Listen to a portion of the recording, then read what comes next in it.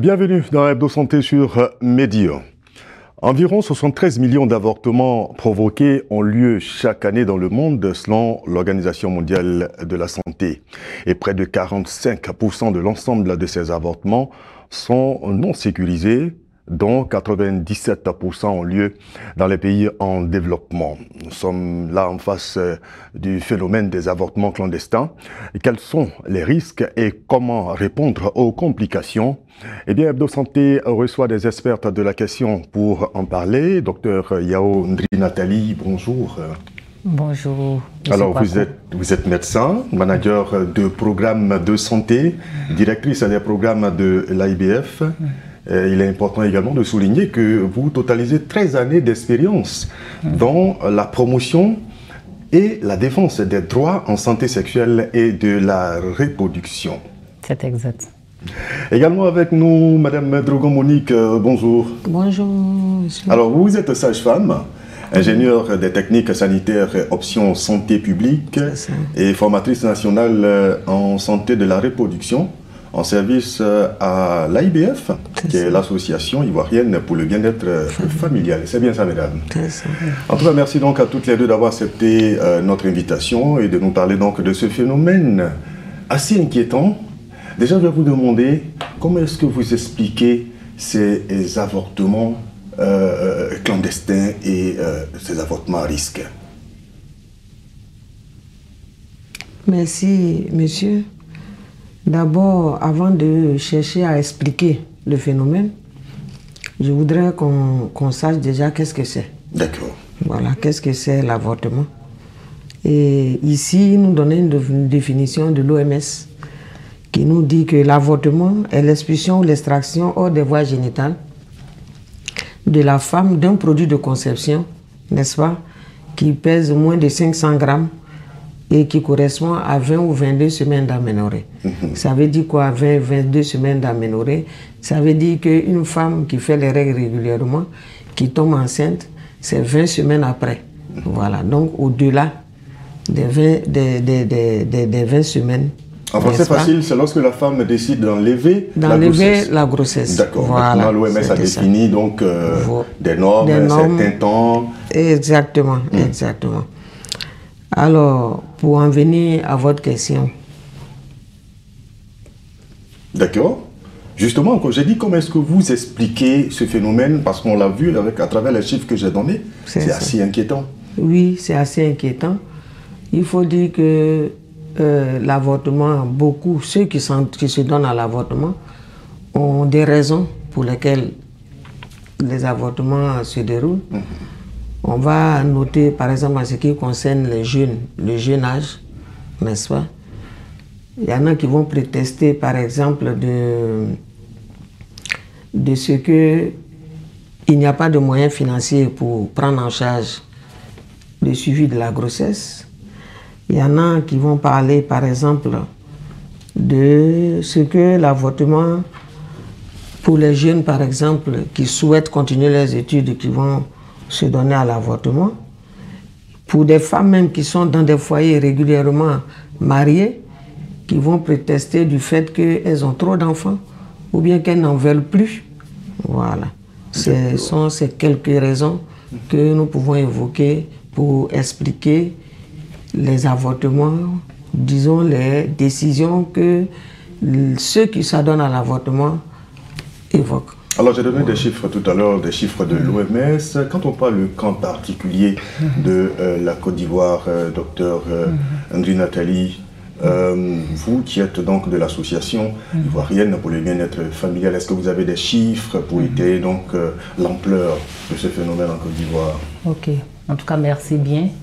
Et je pense tout à l'heure, Madame Drogon donnait la définition.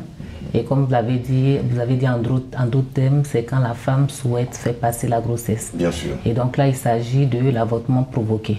Mais il faut dire aussi qu'il y a l'avortement spontané. C'est-à-dire une femme qui est enceinte, qui désire garder sa grossesse, mais pour une raison ou une autre, elle se surprend à voir sa grossesse passer. Dans certains cas, on arrive à arrêter cet avortement qui était en cours, mais quand l'avortement il déjà installé. Voilà une femme qui désire garder son bébé, mais qui va avoir cet avortement spontané. Et c'est dû à quoi cet avortement spontané? Cet avortement spontané, il y a plusieurs raisons qui sont des raisons médicales. Peut-être que l'enfant n'était pas bien positionné, peut-être que la mère a très peu d'hormones, l'hormone qui permet de maintenir la grossesse en place. Donc pour certaines femmes, quand c'est sûr, on va leur donner des compléments pour que la grossesse puisse continuer. Mais si ça n'a pas été su, on peut voir cette femme qui fait son avortement spontané. D'accord, donc ça on ne le met pas dans le grand groupe des avortements provoqués, non? Voilà, c'est pas provoqué parce qu'il y a deux types. Il y a le provoqué et puis il y a le spontané. Il est important de faire la distinction. Voilà. Et donc, oui, pour les chiffres, je dirais oui. Il faut dire que la question de l'avortement est une question qui n'a pas vraiment connu beaucoup d'études. Et c'est en cela que l'AIBF, en 2007, dans le cadre d'un projet, a conduit une étude « Connaissance, attitude et pratique de l'avortement » en Côte d'Ivoire. Et donc, cette étude a pu montrer que pour la population de femmes qui a été interrogée, il y avait autour de 43% de ces femmes qui disaient qu'elles avaient contracté des grossesses non désirées.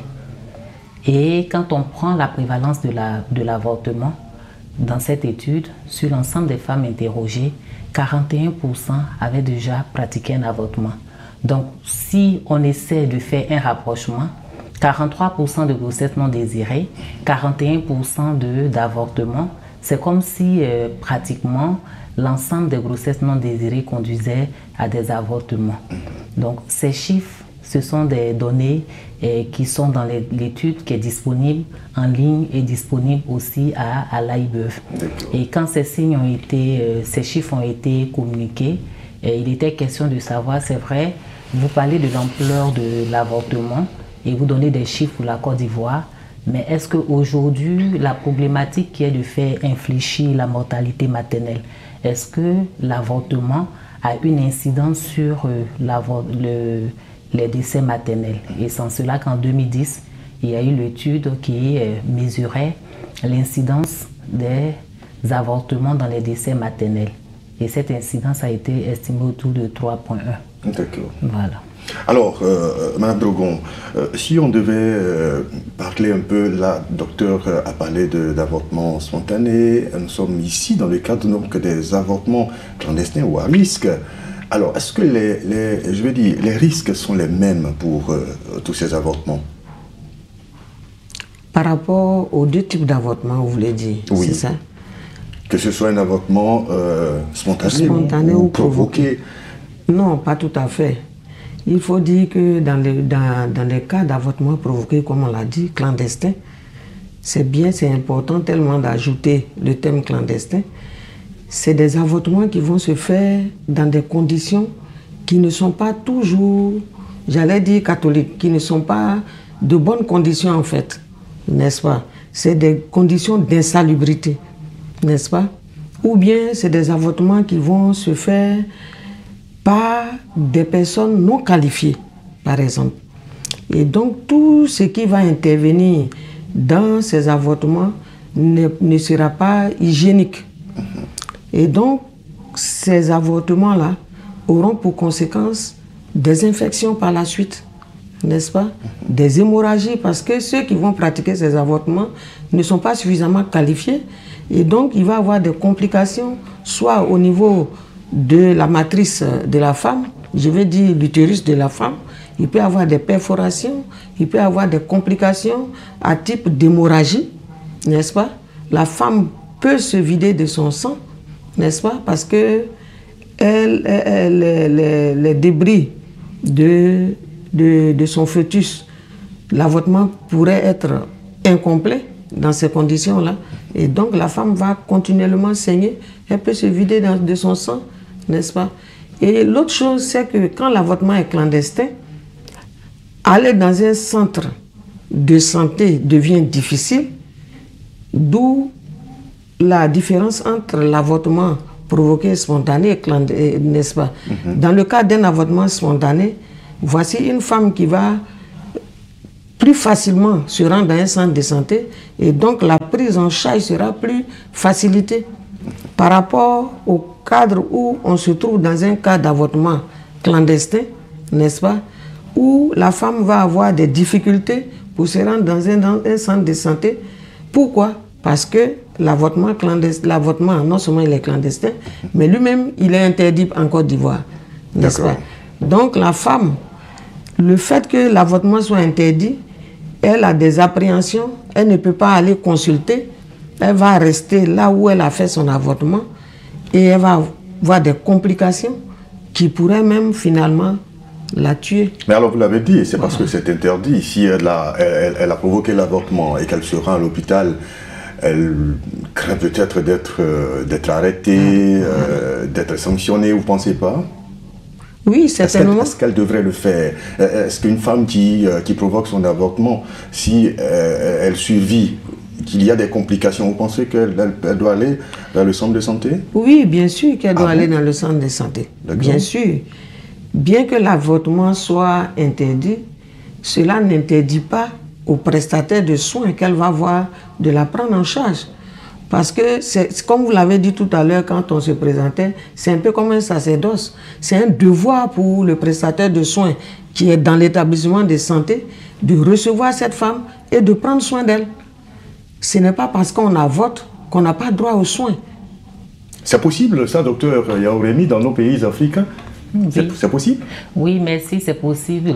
Et pour compléter, Madame Drogon, non seulement c'est un sacerdoce pour nous, nous avons prêté serment pour faire en sorte que les personnes qui arrivent chez nous avec un mal sortent de nos centres de santé vraiment sans ce mal, avec une santé et qui retournent chez eux. Et je pense, et tout à l'heure quand on parlait toujours de décès maternel, et cela a attiré l'attention de nos dirigeants.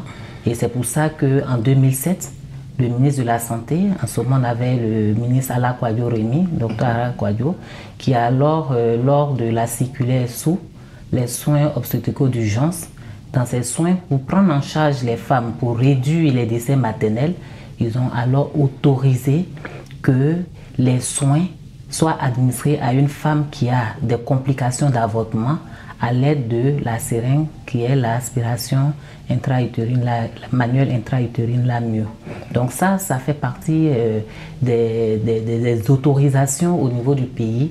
Donc comme elle le dit, c'est possible, non seulement le prestataire est là qui attend le client, le patient pour lui donner la santé recherchée, mais aussi soutenu par cette disposition qui est la circulaire qui autorise que les soins soient donnés à cette femme. D'accord. On reviendra donc, vous allez me dire où est-ce que c'est possible, dans quel centre de santé. Est-ce que les populations savent, sont informées que l'avortement est possible, qu'après des complications dues à un avortement, il y a des centres où on peut être pris en charge. Notre reporter Ferdinand Kouakou a promené son micro. On va voir ce qu'il a recueilli. L'avortement est possible en Côte d'Ivoire quand la grossesse est à risque. Là, on peut faire un avortement, puisque vu que la grossesse est à risque, pour ne pas mettre la vie de la personne, la dame qui est enceinte en danger, il faut préserver sa vie. Là, on peut faire un avortement. Mais à part ça, moi, je ne vois pas pourquoi faire l'avortement. Dans le cas où ça présente un danger pour la mère, on peut autoriser l'avortement. Les cas exceptionnels pour des raisons médicales, par exemple en cas de risque de grossesse, pendant la grossesse, l'avortement peut être autorisé. Voilà, uniquement en cas de risque. Je ne connais pas vraiment l'article qui définit cela, mais je sais qu'en matière de médecine, lorsque la grossesse peut influencer la vie de la mère, on peut faire l'avortement. Il y a les avortements où le bébé est mal placé. Si on n'enlève pas l'enfant, la maman va mourir. Quand c'est comme ça, c'est autorisé. Je pense que c'est dans ce domaine-là, dans le domaine où la santé de la mère est vraiment évoquée. Sinon, le reste, je ne pense pas que ça puisse être autorisé. C'est possible, c'est possible. Je pense que les gynécologues sont bien placés pour nous dire un peu ce qui s'y est. Voilà. Donc, Je pense que oui, on peut l'accompagner. On parlait donc des soins à administrer à celle qui a provoqué l'avortement. Et vous nous avez dit que c'est normal, ça doit se faire. Où est-ce que ça se fait? Où est-ce que ça se fait? Nous allons dire que dans tous les centres de santé, tout simplement, du ministère de la Santé. Mais nous, en tant que représentants de l'AIBF, on pourrait aussi dire, nous faisons partie du système de santé et nos centres sont disponibles. L'AIBF dispose de prestataires qualifiés pour faire la prise en charge. D'accord. Donc, si je comprends bien ce que vous dites, c'est pas autorisé de faire l'avortement. Non. Alors, mais pourquoi est-ce que là, on donne des soins à une femme qui a provoqué un avortement? Je ne comprends pas bien. Okay. On a dit tout à l'heure que l'essentiel, c'est de sauver. C'est de sauver des vies. C'est sauver des vies. D'accord. C'est vrai que la femme a peut-être enfreint la loi en pratiquant l'avortement. Tout à l'heure, je pense que quand on parlait des raisons qui pourraient conduire à un avortement, on ne va pas justifier les raisons des individus, mais chaque femme qui pratique un avortement a une raison. Et je dirais qu'elle a une raison parce que l'avortement n'est pas une pratique aussi simple qu'on pourrait le penser. Parce que c'est une pratique qui laisse des séquelles. Et des séquelles même à ces femmes qui pratiquent. Elle peut prendre la décision aujourd'hui de pratiquer l'avortement parce que peut-être elle se trouve dans une situation désespérée, ou elle se retrouve peut-être sans soutien, ou elle a envie de continuer ses études, elle a peur du rejet de la famille, elle a déjà peut-être été rejetée par le petit ami, et dans ces conditions, quand elle ne sait à quel sein se vouer, elle pense que c'est la solution qui est de pratiquer l'avortement. Mais il faut savoir que l'avortement a des conséquences parce que c'est un poids psychologique que porte cette jeune dame, cette femme qui pratique l'avortement, parce qu'elle est amenée à vivre toute sa vie avec ça, penser à l'acte qui a été posé, et ce n'est pas évident. Et quand parfois surviennent les complications qui sont irréversibles, quand je parle de complications irréversibles, s'il y a eu par exemple une perforation qui n'a pas pu être rattrapée, qui amène à une décision urgente d'enlever l'utérus à cette jeune dame, il va sans dire que cette femme elle ne connaîtra plus jamais de grossesse puisqu'elle n'a plus d'utérus. Quand on arrive dans des complications où elle-même elle a perdu la vie, le conjoint ou le compagnon qui a refusé la grossesse, mais il a le poids de savoir qu'il n'a pas soutenu cette jeune fille et elle a eu à pratiquer cet avortement et aujourd'hui elle est partie. Donc les conséquences sur les individus même qui pratiquent sont énormes. Pour dire que quand cette femme prend la décision de pratiquer l'avortement, c'est beaucoup de choses derrière. Donc nous en tant que prestataires de santé qui avons prêté serment de sauver les vies, d'apporter la santé, nous ne posons pas de questions. Quand vous arrivez à l'entrée de nos hôpitaux, on dit je ne vous demande ni votre religion, ni votre provenance, ni votre ethnie. Dites-moi seulement quel est votre mal. Ça veut dire que je ne vais pas chercher dans un premier temps l'histoire de cet avortement. J'ai obligation de vous assister. Voilà, j'ai l'obligation de la prendre en charge. C'est d'abord l'acte qui guide, c'est l'urgence. Il faut lever l'urgence. Alors, est-ce que cela ne nous ramène pas à la question de Ferdinand Kouakou pour comprendre un peu dans quel cas l'avortement peut être possible, mesdames? Madame Dogon. Je voudrais juste apporter un additif à ce que Dr Yao a dit tout à l'heure. Il faut remarquer aussi, tout à l'heure, on a abordé la question de l'ampleur. Celles qui font l'avortement selon l'enquête qui a été menée par l'AIBF, l'âge varie entre 15 et 24 ans. C'est ça. Vous comprenez? C'est dit que c'est vraiment des personnes assez jeunes qui s'adonnent à l'avortement pour une raison ou pour une autre. Qu'elles justifient, bien sûr. Et donc, nous, en tant que prestataires de soins... Donc, les raisons qu'on a entendues tout à l'heure sont valables, hein? C'est les raisons qui tiennent lorsque la grossesse est à risque, lorsque la mère... oui, ça, c'est dans le cadre officiel. D'accord. Mais comme on parle d'avortement clandestin, ceux qui s'adonnent celles plutôt qui s'adonnent à l'avortement clandestin ont leur raison. N'est-ce pas? Et pour elles, c'est des raisons justifiées. C'est ça la réalité. Pour elles, c'est des raisons justifiées. Alors nous, on ne va pas s'arrêter à ces raisons. Chaque femme a sa raison. Oui, chaque femme a sa raison. D'accord. Et pour elle, c'est justifié. D'accord. Pour elle, c'est justifié. Et donc, nous, on ne s'arrête pas aux raisons. On s'arrête, on voit comment sauver une vie. Et l'autre chose, c'est que les avortements, les décès dus à l'avortement viennent grossir le lot de décès maternels. C'est très important. Bien sûr. Une femme, aujourd'hui, on parle de décès maternels, on voit beaucoup plus les femmes qui meurent en maternité. N'est-ce pas? Mais en réalité, le décès maternel ne concerne pas seulement les femmes qui meurent en maternité. Il faut ratisser l'âge. Il y a les sous-groupes de population de femmes qui meurent, qui ne sont pas en train d'accoucher, qui viennent grossir le lot de décès maternels. Alors il faut faire en sorte, en ratissant l'âge, en prenant soin de ces femmes-là, d'infléchir le décès maternel. C'est très important. Voilà. Alors je voudrais donc... selon les lois, tout à l'heure vous avez demandé quelles sont les dispositions. Je crois que tout à l'heure les intervenants ont donné une disposition, les dispositions légales pour l'avortement en Côte d'Ivoire. Et ça, c'était la disposition traditionnelle qui a connu vraiment une évolution il y a peut-être, je crois, 3 ans, 4 ans, 2020. Donc jusqu'en 2020, c'était seulement la grossesse était autorisée que lorsque la grossesse met en danger la vie de la mère.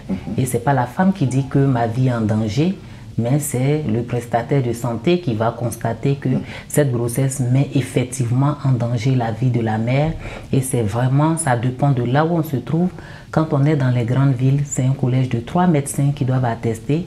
Quand on se trouve dans des villes moyennes, au moins 2 médecins. Et c'est là où le médecin, le prestataire se retrouve uniquement. Là où il est seul, qui va alors attester sur son honneur pour dire que cette grossesse met en danger la vie de la mère et donc nécessite un avortement thérapeutique. On parle d'avortement thérapeutique. Et depuis 2020, il y a aussi la disposition lorsque la femme a subi un viol. Quand elle a subi un viol, ce n'est pas systématique.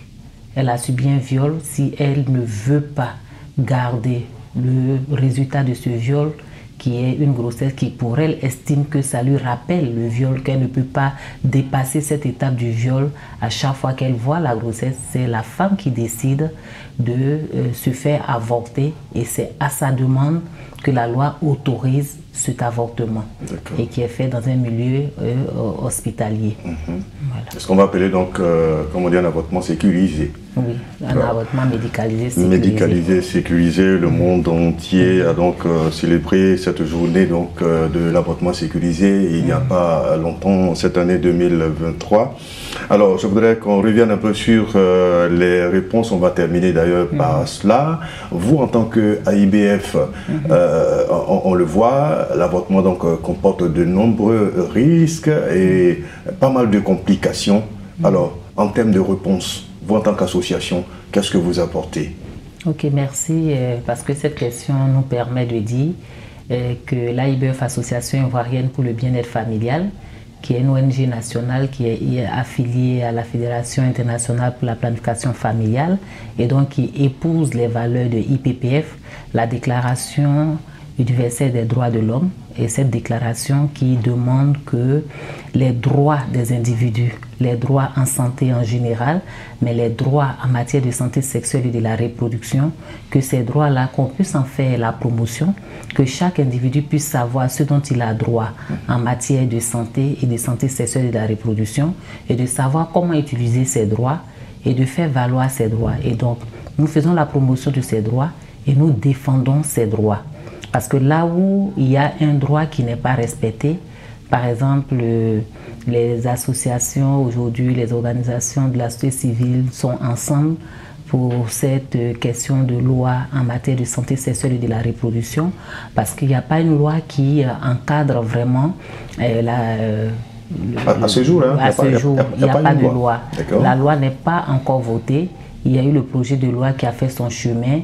Il y a eu pas mal de travaux sur le contenu de ce projet de loi. Et vous pensez que ce vide-là, comme on dit ça déjà, est un facteur qui aggrave donc la situation? Oui, qui pourrait aggraver la situation. On peut nuancer qui pourrait. Quand je dis qui pourrait, parce que on parle aujourd'hui de qu'est-ce que nous, AIBEF, nous faisons. Et quand nous disons que nous faisons la promotion et autres, l'AIBEF sensibilise, informe, donne la bonne information aux adolescents et jeunes. Tout à l'heure, on a dit les 15-24 ans sont les plus exposés et c'est ceux-là même qui n'ont pas accès aux informations justes.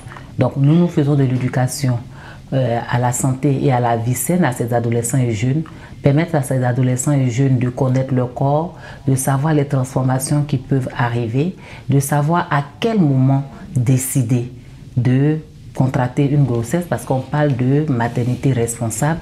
Donc c'est quand on se sent prêt que alors on prend la décision d'avoir une grossesse. Donc nous conseillons, quand on parle de contraception, vous avez parlé tout à l'heure de la journée mondiale de l'avortement, il y a eu aussi la journée mondiale de la contraception qui se célèbre chaque année le 26 septembre. Et la contraception, c'est pas seulement aller prendre une méthode moderne, mais ça commence par l'abstinence. Et donc nous conseillons aux adolescents et jeunes de s'abstenir puisqu'ils pensent à leur étude pour pouvoir terminer leur étude. Et eux-mêmes, ils ont le slogan « Si tu ne fais rien, tu n'as rien ». Formidable. Donc, et toutes les questions qui vont accompagner le jeune à grandir et à prendre des décisions qui soient responsables pour ceux-là, la relève de demain, qui sont des jeunes responsables, des jeunes qui sont capables de prendre des décisions de vie et des jeunes qui sont capables de décider à quel moment moi je décide de fonder une famille, à quel moment je décide d'avoir une grossesse, pour que justement on puisse réduire énormément le taux de grossesse non désirée qui aboutissent souvent aux avortements et qui sont des avortements qui soient clandestins. Merci beaucoup, docteur. Alors, Madame Drogon, en 2 mots pour terminer, on retient qu'une femme donc qui, face aux complications des avortements, peut donc être assistée. En 2 mots rapidement. Oui, une femme qui a provoqué son avortement peut être assistée parce que ce n'est pas l'avortement provoqué que nous regardons, mais c'est son état de santé. Elle a besoin de soins et nous allons, pour faire des soins, nous la recevons pour lui donner les soins dont elle a besoin pour vivre. C'est pas une quelconque manière de faire l'apologie donc non, pas du l'avortement. En tout cas, vraiment merci à vous, mesdames, pour toutes ces informations. Madame Drogon Monique, je rappelle que vous êtes sage-femme, ingénieure des techniques sanitaires option santé publique et formatrice nationale en santé de la reproduction. Et vous êtes en service à l'AIBEF. Merci infiniment à vous également, à vous, docteur Yao Ndri Nathalie. Vous êtes médecin, manager de programme de santé, directrice des programmes de l'AIBEF. À votre actif, c'est 13 années d'expérience dans la promotion et la défense donc des droits en santé sexuelle et de la reproduction. Merci. Merci encore à l'AIBEF, qui est l'association ivoirienne pour le bien-être familial, et son directeur exécutif, docteur Allo Richard. C'est la fin de ce numéro d'Hebdo Santé. Merci à l'équipe de réalisation et à vous. J'aurai plaisir à vous retrouver la semaine prochaine pour un autre numéro, toujours sur Médium.